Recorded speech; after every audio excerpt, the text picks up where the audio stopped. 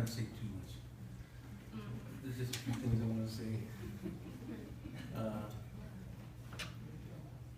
You know, I had my dad for 22 years, and I had Frank for 31. Wow. My dad started me off, and Frank finished me.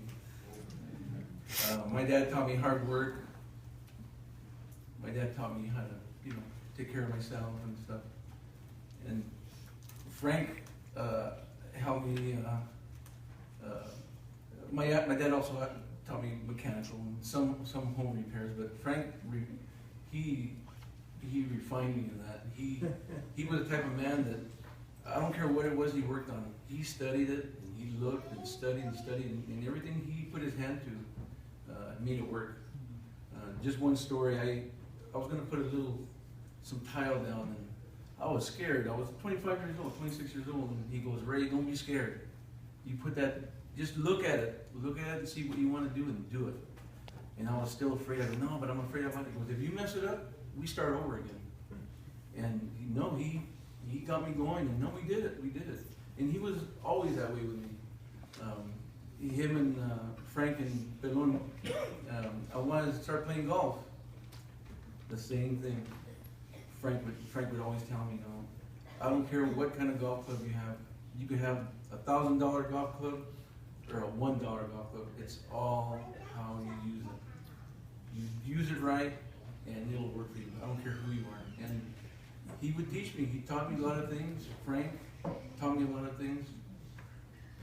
We used to play golf together, and we had a great time. And what I liked about Frank was that there was no competition. There's no, I'm better, you're better. It was just have fun. Pelon always told me, even a bad day is a good day on the golf course. And it was. We had a great time. We had a great time laughing, and it was great. But he taught me a lot. And I'm really grateful for that. I was telling Pelon when we picked up Frank, I go, "Man, I wish your dad was this weight in life." Because you know that sometimes when I would have to get him in a wheelchair, I would tell Frank, I go, "Frank, you hold on to me. You put your arms around my neck, and I'm going to pick you up and put you on the chair. And you help me. Just stand up as much as you can." Well, he put his arm around my neck, and I'm right there, and I mean, he could have turned and kissed. That's how close we were. And I think that's what he was afraid of. I think he was going to kiss me. But I would pick him up and go, "Okay, Frank, help me." And I would start lifting, and he couldn't help me. And I'm going, "Frank, help me." So I put him in the chair, and we'd go do what we're going to do. But man, let me tell you, I would give anything for one of those hugs.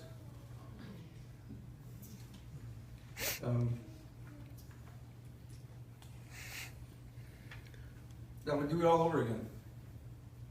No second thoughts. I would do it all over again. And I'm just glad that Cindy and Diana and Frank and even Carl, I'm glad that you gave me the opportunity to take care of it.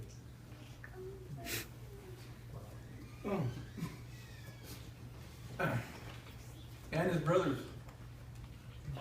He was proud of Neto and Manuel. He was always proud of them. We prayed for, never left out his brothers and his nieces and nephews, and the doggies. He has 2 little doggies. He prayed for everybody, even my grandkids and my daughter. He was a great man. And there was times that Sidney and I, it's hard. It's not easy to take care of somebody. And there was trying times. There was hurdles we had to jump, but we did it. And I'll tell you one thing right now. I used to be bigger and stronger, but I'm still big and strong. and Cindy was a little more. She was harder. If Frank needed to get a shave, she would tell him, "You shave." And so Frank would shave himself. And, "Dad, you gotta have to eat." And not me. I pampered him. Frank, I'm gonna shave you. Okay.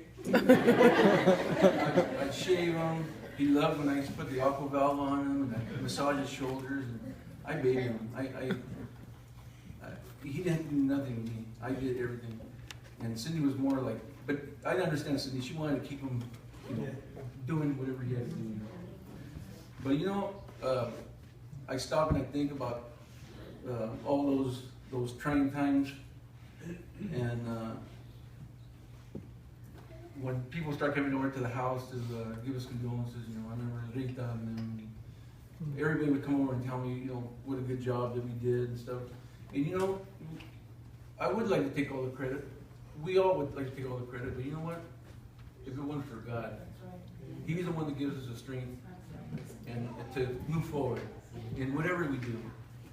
And let me tell you, there was times that, me and God talked a lot. Like, Lord, I don't know how we're going to do it, but we're going to do it.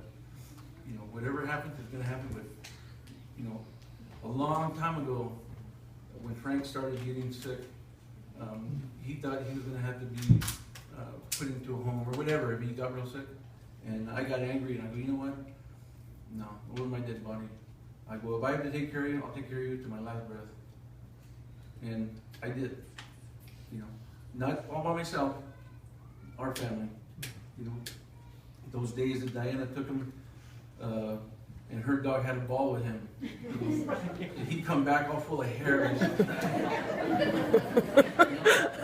Diana, what happened? He goes, Titi was on him all day long. And he loved dogs. He loved dogs. And then Frank would take him to Hammett, and he had a ball over there. And then he'd come back home, and we had a ball. But it was good, exciting, trying times, but you know what? We got through it. But I tell you, if it wasn't for God being in our life, it'd be a lot harder. So I thank God for that, for giving us all the strength to take care of him. And, I love him. I love him. And all you. I always say that. I always say I love everybody. But I do. Everybody in here is special to me. Everybody. We love you too. Who said that?